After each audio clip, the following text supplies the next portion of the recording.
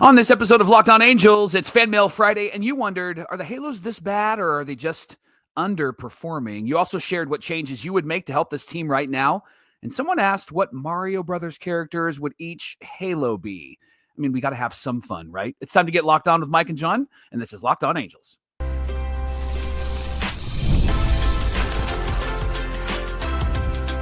You are Locked On Angels, your daily Los Angeles Angels podcast. Part of the Locked On Podcast Network, your team every day. Thanks for making Locked On Angels your first listen of the day. You can find us anywhere you get your podcasts, including Apple Podcasts, Spotify, and SiriusXM by searching Locked On Angels. And if you'd like to give back to the Super Halo Bros for all the Super Halo content, here's some things that you can do. Leave us a rate and a review on Apple Podcast. If you're watching on YouTube, hit that thumbs up button. And if you're not subscribed already, hit that subscription button and become a Locked On everydayer. And whether you're watching or listening, come over to YouTube and leave a comment. It's one of the best ways to get in touch with us and be a part of the conversation. And this episode of Locked On Angels is brought to you by Gametime. You can download the Gametime app, create an account, and use our promo code LOCKEDONMLB for $20 off your first purchase. Happy Friday to you, and thanks for being here for this episode of Locked On Angels, where it's your team every day. You've got the Frisch Brothers here with you, a.k.a. the Super Halo Bros. My name is John, and that's my brother Mike. And my name is Mike, and that's my brother John. Hanging on by the skin of my teeth over here, Mike. I'm sick. And so thanks for on your teeth. That's weird. Thanks for covering the show yesterday. A lot of great feedback on your solo show. Brad said, we know who the brains are behind the operation. I just want you to know I did a lot of research for that script for Mike. John wrote the script. I just read it. Hey, it's our fourth season here as the host of Locked On Angels. We're here every day talking Angels baseball with you Monday through Friday. On today's show, it's a fan mail Friday. The Angels did not play on Thursday night, so we have time to get to a lot of your questions and a lot of your voicemails. And I love this voicemail that came in from everydayer James Russell Barton out in Costa Mesa. Let's go to that voicemail right now. Hey, what's up, guys? This is James from Costa Mesa. Love listening to you guys every morning. It is the thing I do on my way to work, listen to the Super Halo Bros. I have kind of a hot take right now. I'm a former college baseball player. I coach baseball at a pretty high-level high school. We're Division II. We're really good. My hot take is that as bad as it looks like we've been playing, I think most of the guys on this roster have hit their ceiling, meaning we can't really get upset about what we see on the field and what the final score is and what the stat line looks like. For instance, Joe Adell, what we see from him, that is who he is, and I think that's okay. And so I'm listening to Mike this morning. I'm talking about whose fault is this? It feels like being a dead horse, but it's ownership's fault, front office's fault. We can't put this on the players. I don't even think we can put this on the coaching staff. Ron Washington, yeah, he makes some questionable decisions, but I really think it comes down to what we have is what we have, and we just legit need to build a better roster. Baseball's really, really hard. And so, yeah, with the roster we have, we're going to strike out 10 times a game. Our bullpen's going to blow leads. It's just inevitable. So that's my hot take. Would love to hear your guys' take on that. Just a new perspective maybe to think about. But anyway, appreciate what you guys do. Look forward to listening to you every morning. See you guys. James, thanks so much for your voicemail, my friend. Mike, couple thoughts on James's voicemail regarding is this team, are the Angels who they are? They are who they are, right? Is the phrase we always hear. Yeah. What are your initial thoughts to James's voicemail? Man, what he had to say is really fascinating, and I don't think I disagree with him, John. I think that somebody who is looking at this team and maybe isn't a fan like we are fans are probably going to say the same thing that James said in that voicemail, that this roster, as it is right now with everybody that's on it, it's just not a great roster. Mm-hmm. And what we've talked about on this show multiple times is the difference between like the Billy Epler draft picks versus the Perry Manassian draft picks. Mm-hmm. I think Perry wins that because of Zach Neto and a few of the people that he has brought up.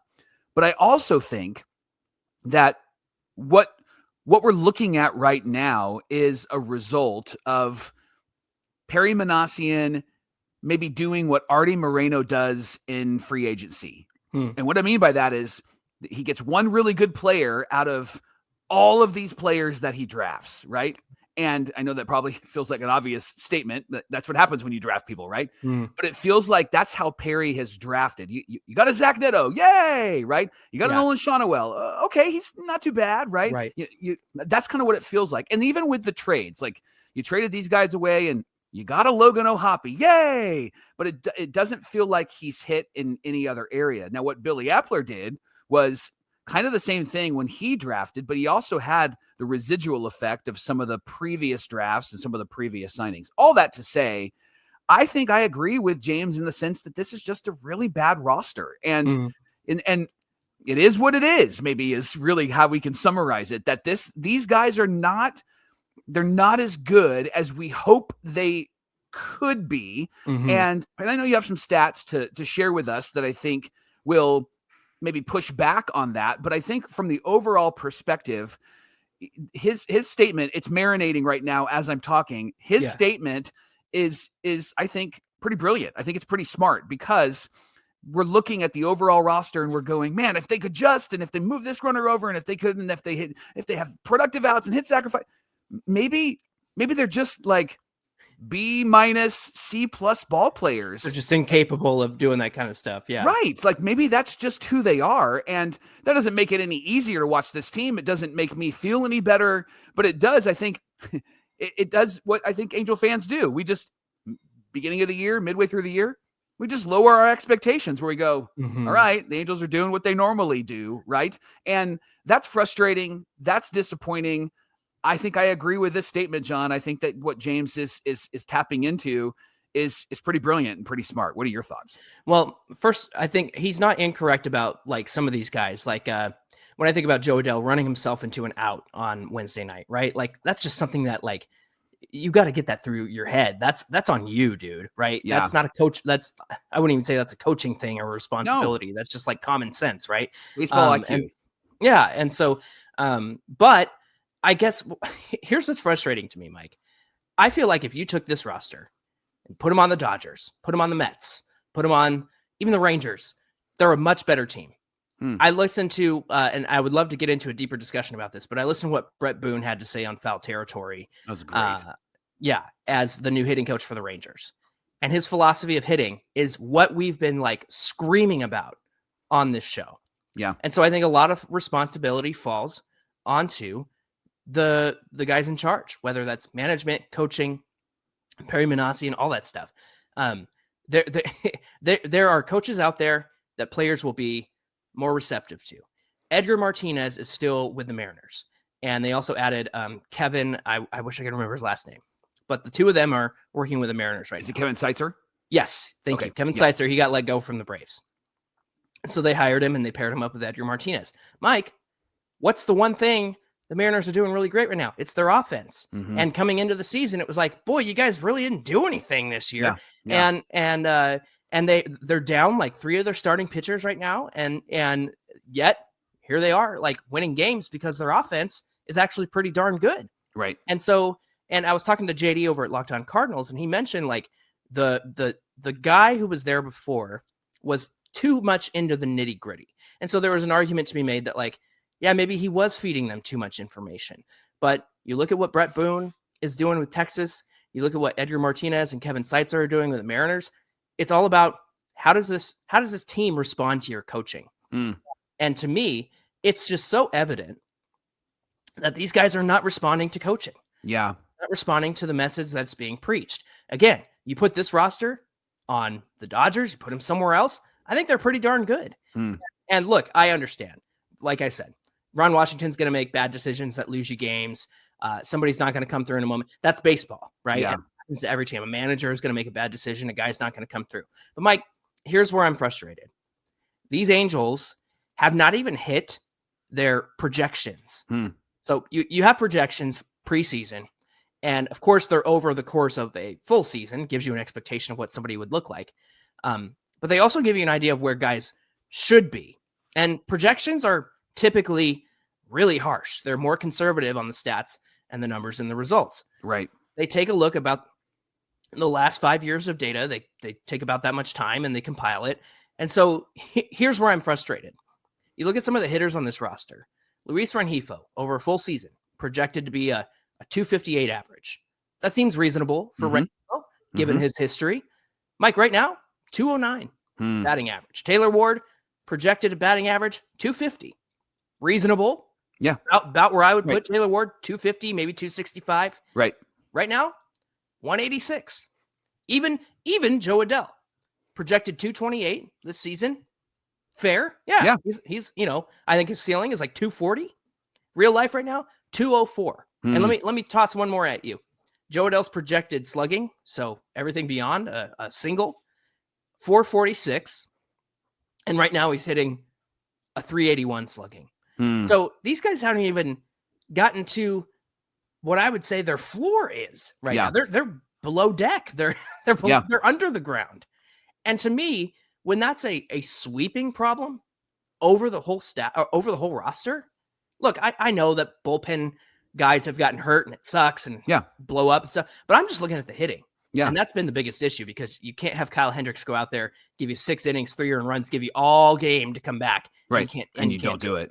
And so to me, I'm focused on the offense here. And this is why I think whatever you're preaching, Johnny Washington, Ron Washington, whatever, it's not getting through. Yeah. And so for these guys to be under the ground and not even touch and sniff their floors right now, everybody's underperforming at the plate, except for actually Shawnuel, Ohapi, and Neto, right? Yeah. Those guys are actually, I think Ohapi and Neto are actually outperforming those numbers. Shawnuel's probably right in line with that right now, but that's what's frustrating to me. And so, when Russell James says, that they are who they are, I get that. Yeah. And in certain ways, I think that that's true, but I also look at where they've been, what they've done, and where they should be.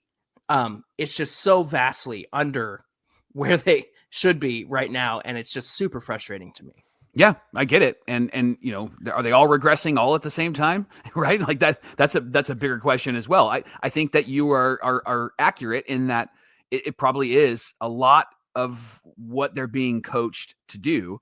And like you said, I would love to get into a further deeper discussion on what Brett Boone had to say. But one of the things that I love, John, was that Brett Boone said something that I thought would be brilliant for the Angels that you don't see too often.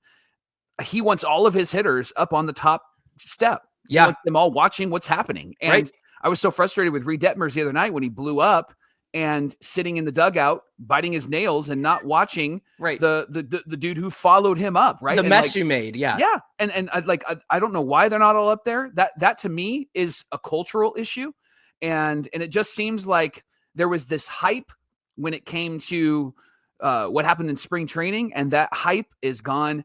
And I think ultimately where I land in this whole conversation, John, is I'm just really tired of we're putting in the time and we're making all the efforts and we have this great community and this great culture and all of these great things that are happening. And then every evidences of that, it sucks. Yeah. Right. Like if I'm a really good person and I have these really great morals and I take care of everybody, but then I run over everybody with a bus. Yeah. Many people are going to go, I don't think your morals and your character and your care is that great. And that's what it's like to be an Angel fan. You hear all these good things, but the results are terrible things. We're getting gaslit by the Angels. That's what's going on. All right. Thanks for making Locked On Angels your first listen of the day. Coming up, what changes would you make to help this team right now? We had a lot of responses there. We'll get into that coming right up. You might be debating on if you're going to go to an Angel game and if you're going to watch this team because it's frustrating, right? But it's a great experience as well. They have a fun environment. It's fun to take the family there. I love going with my wife and with my kids. I love going with John and his wife, and it's a blast. And so you might not like pre-plan to go to an Angel game. You might wait until like the last second. And if you're waiting until the last second or the last minute, that's where Gametime can help you out. They have the easiest way to grab last minute tickets without all the stress. The money that you save on the tickets, you can actually maybe spend a bit more money on food or drinks or merch, or even maybe take a bigger group with you, whatever you decide. Gametime's going to make it possible for you. They make buying tickets fast and simple. Prices on the app actually drop the closer that you get to first pitch. You probably didn't want to hear that because you're probably deciding if you're going to go to a game or not. But if you do wait, there's actually a benefit. And then Gametime has the lowest price guarantee, so it takes the worry out of buying. And they are the official ticketing partner of Locked On MLB. So they are our friends, and they want to help you out. So take the guesswork out of buying tickets with Gametime. You can download their app, create an account, and use our promo code Locked On MLB for $20 off your first purchase. Some terms apply. Again, create an account and use this redemption code Locked On MLB for $20 off your first purchase. Download Gametime today. Last minute tickets, lowest prices guaranteed. This is the Locked On Podcast Network, where it's your team every day. Thanks for making Locked On Angels your first listen of the day. I'm a little under the weather, but I couldn't miss FanMail Friday, Mike. It's one of my favorite days of the week, and it's one of my favorite episodes that we do. Let's go to our next voicemail, and here we go. Hey, listen, guys, this is David from South Carolina. I think I've called him once before. What we all have to realize and come to the conclusion is that this is just a terrible organization.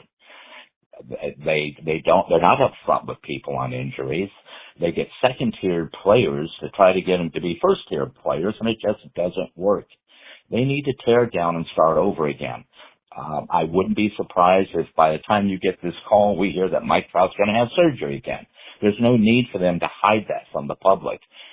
We're the ones that go out and pay the money for the tickets and help support Artie with the team. And it just doesn't seem like this is working. And I think you just clean house. You can't get rid of Artie. I don't see that happening, but we can get rid of some of the management.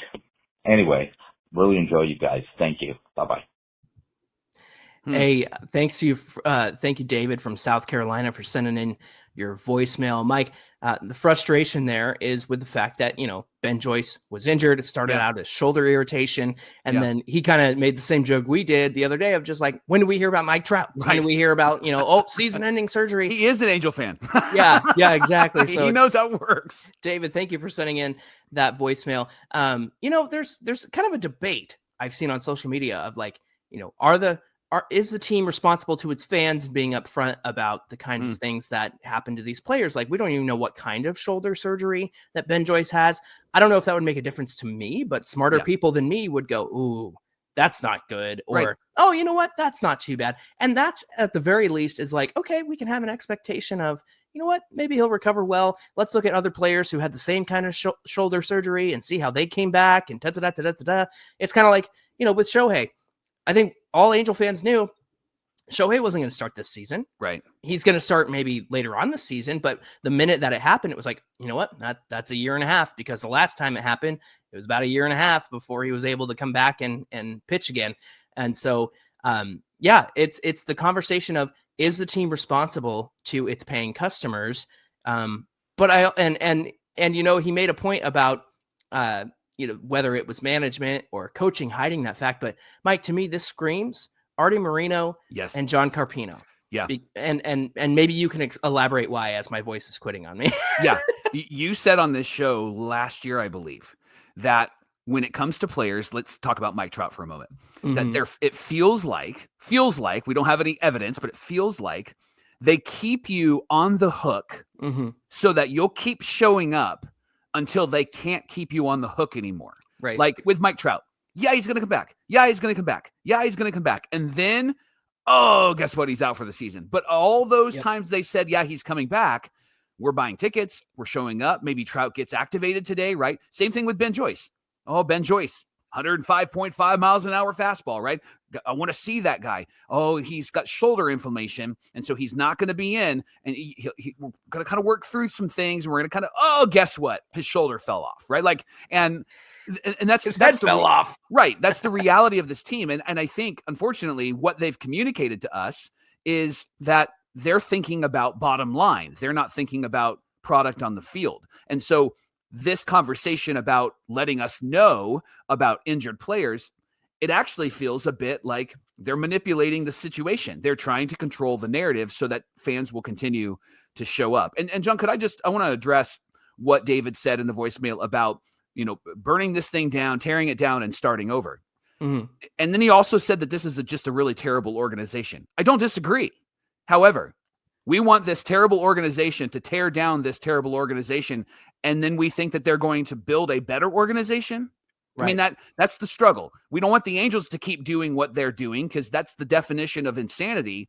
And yet here we are like, hey, you should just tear it all down and then rebuild.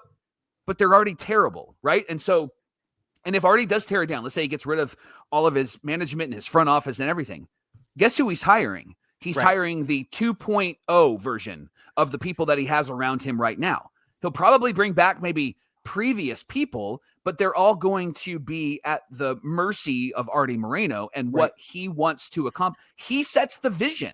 And if he sets the vision of, I want to have 1 penny more than what we spend, then all of his employees are going to do that, whether we as fans like it or not. Yeah, and that's the goal of this team between him and John Carpino. It's, what's the bottom line and how do we make more than we spend? Exactly what you said. And you're right, Mike. It's unfortunate because, you can tear it all down, but as long as Artie has the vision, which it is his vision, and as long as he's in charge, I don't trust them to even do that correctly, right? Like it's just silly to think about that. Bruce Ferguson on YouTube, great everydayer, always has great comments. Yeah. The players in general seem, as you mentioned, to have no direction. For me, the best option is to get rid of Wash and the offensive staff. The players need a fire under them, and obviously Wash is not it. It's a bummer because I think Wash is a great baseball guy, but he isn't the guy for this team. Have a great day. And then Dre Day said, what changes would I make?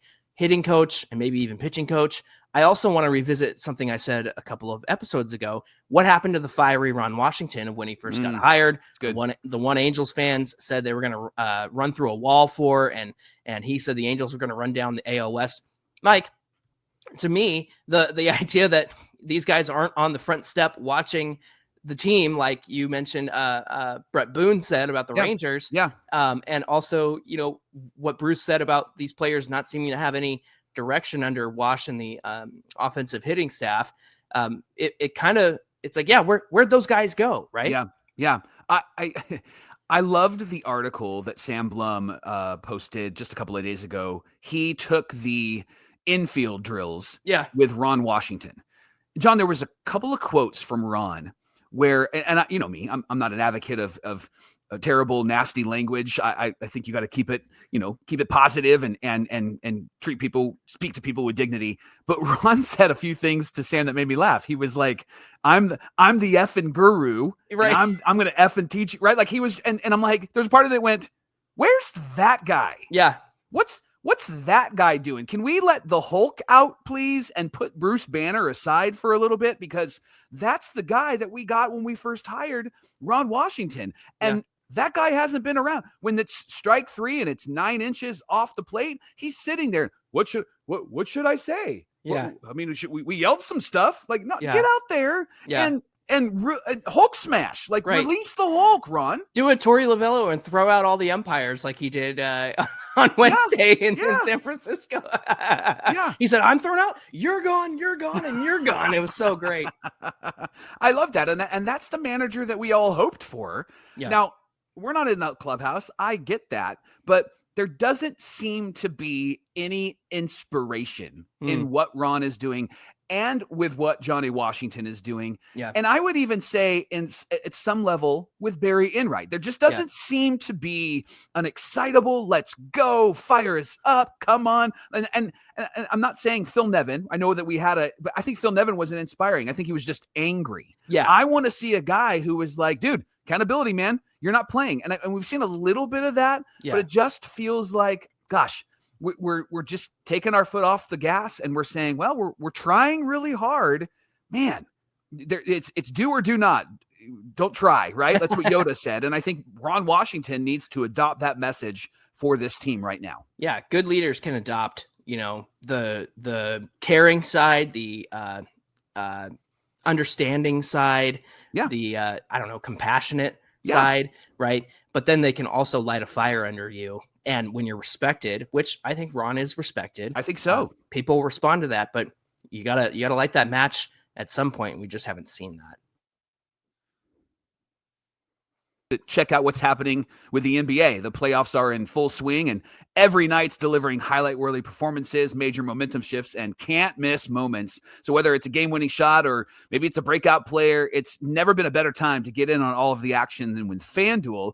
They're helping you get in the game and stay in the game, whether it's before tip-off or it's happening right in front of you. They have player props, performance trends, same-game parlays, everything you need for you, the smart fan, to make some big money. New to FanDuel? Now's the perfect time to sign up. Head to FanDuel.com and place your first $5 bet. If it wins, they're going to hand you $200 in bonus bets. You're welcome. So make every moment more with FanDuel, the official sports betting partner of the NBA.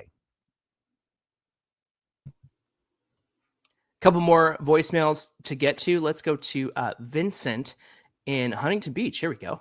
Hey, I'm Vincent from Huntington Beach. I'm 17 years old.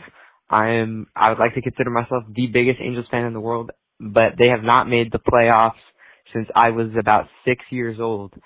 So it's really unfortunate to see, but I just wanted to come on here and I would like to stir up some conversation on the show just about, I feel like what we really need to do as a team is we need to embrace the young core, Kyron Paris, Logan O'Hoppe, Zach Neto, Nolan Shanwell, and we need to stop this prioritization of the old guys like Jorge Soler and Taylor Ward, not because they're bad baseball players, but because we need to build for the future.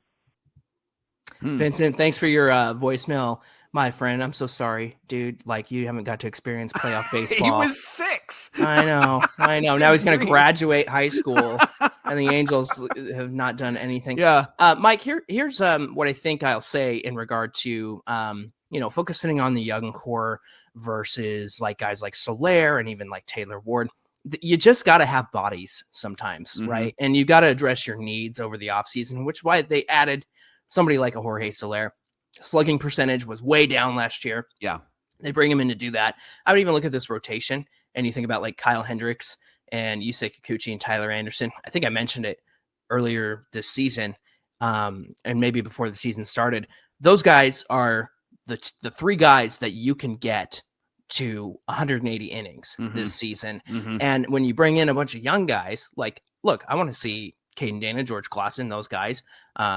By the way, George Clausen's doing better after he got that comebacker off the head, by the way. I want to see those guys, but they're not ready for that workload yet. Right. And it also gives them time to develop in the minor leagues, which is where they should be as pitchers. But there's just a lot of guys that can't get to 180 innings because 1, they've never done it before. 2, they're still really young. And so I think that's why you have to bring in some of these veteran guys sometimes to support the young guys, because I look at the roster and they're certainly giving chances to Neto. Neto's in there every day. Shanwell, O'Hoppe, I think, was not in the game on Wednesday night because he had such a bad Tuesday night, but they also like to pair him up with they like to pair up Hendricks and d'Arnaud, so that makes sense. So I think they're still, Matthew Lugo I think should be in there every day. I really like to see him play every day. But that's my opinion on it. What do you think? Yeah, I agree. I think that what they're doing right now is they are giving more opportunity to the young guys than I think I've seen them do in the past. Yeah. And they're not prioritizing. Last year, there was a big prioritization over over the young guys. Aaron Hicks. Putting in the veterans. and then you have veterans because these guys are developing still, and you want to have some guys in there that can help coach them up and help them to handle certain situations. The problem is you also want those veterans to lead the way on the field offensively. And right now they're just not doing that. And that's been the biggest issue. Warm bodies is exactly what they need. And to bring up some of the young guys like Nelson Rada's tearing it up right now. And that's really exciting. However, you make him jump to the major leagues. And then not only does he have to learn how to play center field in the major leagues, but he also has to learn how to handle major league pitching. And there is a level of confidence that you don't want to crush when it comes to these guys. Yeah. You want to make sure that they are ready to go. You want to make sure that they can come up and perform, and you want to make sure that they have long careers, right? Yeah, exactly. Let's go to our last question here from Jake Talby on YouTube. 2 questions, Mike. What do you think about using Detmers as an opener? And the second question is, in the spirit of Super Halo Bros, what Mario characters would our current squad be? Example, Neto is Yoshi because he's always putting the rest of his team on his back and carrying us. So It's two funny. questions for you. Detmers as an opener, and then this roster is Mario characters, or even this organization. What do you think? I think what Detmers has proven to us is that you just don't know what to do with him. And so if you had him as an opener and he was only doing maybe 1 inning or 2 innings, you just don't know what you're going to get with that guy. And so I think the best mode of operation for Detmers is that he's got to be a starter. I think that that's what his mentality is. That's what his pitch selection is. Johnny hasn't thrown, I think it was his changeup. He hasn't thrown his changeup that often this season. It was like one once. of his, right. It's one of his best pitches, but because he's coming in out of the bullpen, he's limited himself to just 3 pitches. And that's a coaching thing. And they need to work that out. So I wouldn't have him as an opener. When it comes to who the players are, when it comes to Mario characters, I think all of them, when they find themselves in a big moment offensively, they're Luigi from Super Mario Brothers 2. They get Jimmy legs and they get nervous and they don't know what to do in those moments. And so that's the identity I would give them when they're in moments where they have to have a productive out or hit a sacrifice fly. They're jumping and they're freaking out. Well, and it's funny you said that, because ever since Luigi's Mansion, the GameCube game, his character has been like the scaredy cat character. Yep. And then of course Artie Moreno was Bowser. I mean, that's obvious, right? Yes, He's stealing our princess, which is, a metaphor for our joy at the end of the day. But when it comes back to Detmers, Mike, I think he's got to be a starter somewhere, and whether that's in this rotation or down in AAA. We talked about this last year with Griffin Canning, and you were like, hey, I like the idea of him having an opener, and then Canning comes in, and I was frustrated because I was like, I don't want any half measures. I'm so sick of maybe if we, maybe on Tuesdays, if we tie his right arm behind his back, and then he does that. Like, I hate that kind of stuff. Right. And so I don't think it's a bad suggestion. I just think that does nothing for Detmers right now. Right. And for him to come out of the bullpen, have you noticed he's been throwing harder? He's throwing this fastball harder. Mm-hmm. And that's because he's giving max effort because he's coming out of the bullpen. But the minute you make him a starter again, that's really going to mess him up, because he's not going to give max effort for 5-6 innings with that fastball. It's great to see the velo, 96, 97, but when you're not giving max effort in every throw as a starter, he's going to be back down there at 94, 95. And so I think this back and forth nonsense with him is really going to mess him up. Not that he's already been messed up by, years of bad coaching, but you got to make a decision on him. I don't think it would be irresponsible to send him to AAA where he can work on his craft. Hey, thanks for making Locked On Angels your first listen of the day. Now for your second listen, check out Locked On MLB Game Night. Every game, every night, all season long. Get local analysis on a national scale, and game night starts after the last game ends. You can find it on YouTube or wherever you get your podcasts. Hey, be sure you give us a follow on Twitter at Locked On Angels, and also on Twitter and Instagram at Super Halo Bros. Mike, I'm going to take the weekend to recover. Like, don't call me, don't talk to me, leave me alone. I'm gonna, like I normally do. Yeah, exactly. What are we doing on Monday when we come back? And they're playing the Dodgers. So in LA. Yeah. So do they get a win? What do you think? We're going to talk about the games, all games on Monday. We'll give you the details, but do they get a win? What do you think? They're going to rise to the occasion. They're going to sweep all 3 games. It's going to be something stupid like that, and we're all going to go, "Yay, they're back!" And then they're going to let us down against the A's. I'm not buying it. After that, I'm not buying it. Exactly. I'm not going to drink the Kool-Aid. All right, friends. Thanks for being here. Until Monday's show. My name is John, and that's my brother Mike. On Monday, I'm going to be like, "Yay!" And my name is Mike. World Series. And that's my brother John. Thanks for being here, everybody. Don't forget, if you want instant reaction, catch Gavin Carlson after the game on the YouTube channel. He goes live and gives you instant reaction to every game. Thanks for being here. Have a great weekend, and we'll see you back here on Monday. Dodgers. Good luck.